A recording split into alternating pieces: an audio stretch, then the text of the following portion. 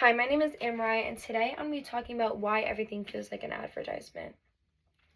Recently, I find myself straying farther and farther away from online spaces that I genuinely used to enjoy. And I feel like I've been doing that because these online spaces just don't feel authentic anymore. And the reason behind that is because they have too many ads. Have you ever been on TikTok looking for a review on a product that you might want to buy, and all you can come across is brand deal after brand deal? Or do you see a viral video online and you go to the top of the comment section and find major companies acting like some Gen Z intern? Or do you find that every app, website, or video is trying to sell you something? I believe that lurking around every corner is an ad trying to capitalize off of any real or genuine interaction that we might have.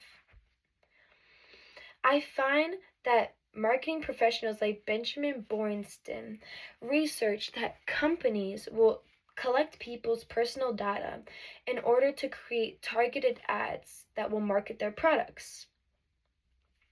I wanted to look into how the rise of these targeted ads has changed the relationship between users in online spaces.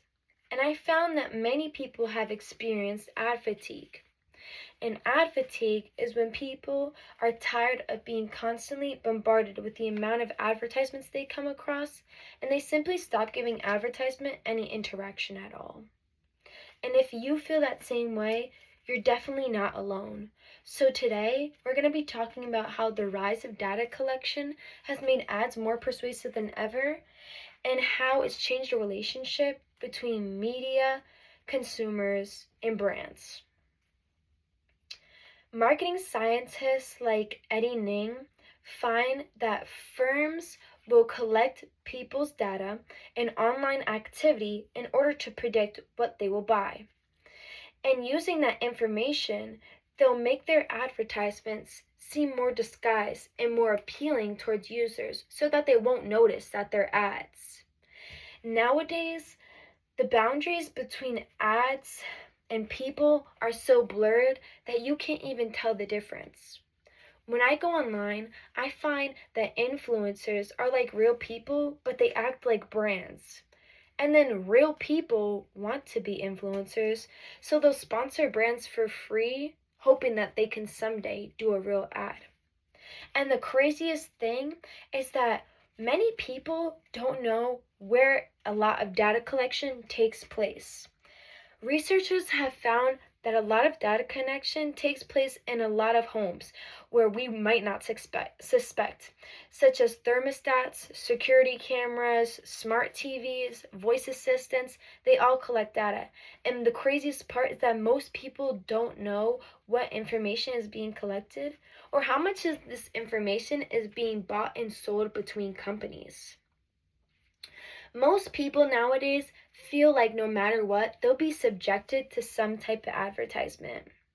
And people may think that buying an ad free service or not allowing tracking on an app may protect you from this.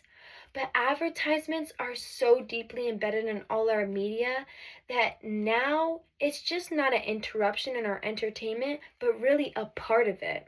So there's no way to genuinely escape ads nowadays.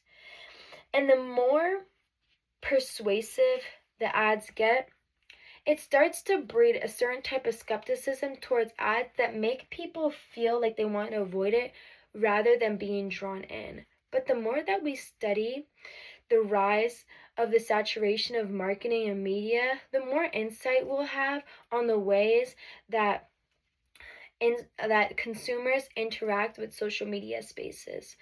And as companies start to find more ways to reel us in, consumers won't be able to tell the difference between total internet monetization and authentic content.